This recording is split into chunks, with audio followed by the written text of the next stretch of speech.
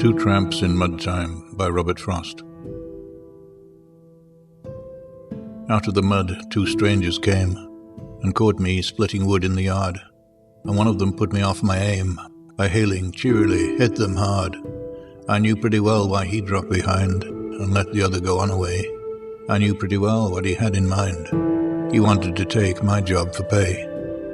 Good blocks of beech it was I split, as large around as the chopping block, and every piece I squarely hit fell splinterless as a cloven rock.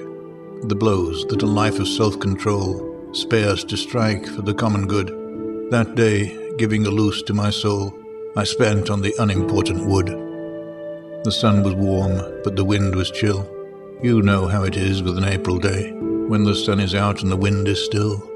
You're 1 month on in the middle of May, but if you so much as dare to speak, a cloud comes over the sunlit arch, a wind comes up a frozen peak, and you're 2 months back in the middle of March.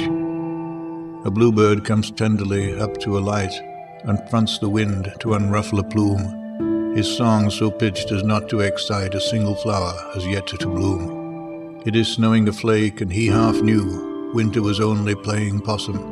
Except in color he isn't blue, but he wouldn't advise a thing to blossom. The water for which we may have to look in summertime with a witching wand, in every wheel rut's now a brook, and every print of a hoof's a pond. Be glad of water, but don't forget the lurking frost in the earth beneath, that will steal forth after the sun is set, and show on the water its crystal teeth. The time when most I loved my task, these two must make me love it more, by coming with what they came to ask.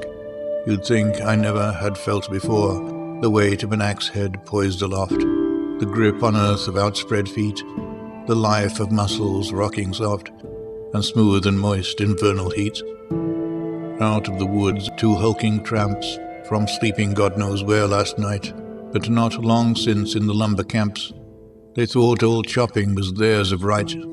Men of the woods and lumberjacks, they judge me by their appropriate tool. Except as a fellow who handled an axe, they had no way of knowing a fool. Nothing on either side was said.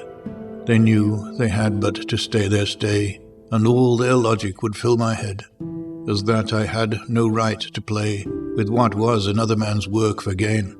My right might be love, but theirs was need, and where the two exist in twain, theirs was the better right, agreed. But yield who will to their separation. My object in living is to unite my avocation and my vocation, as my 2 eyes make one in sight.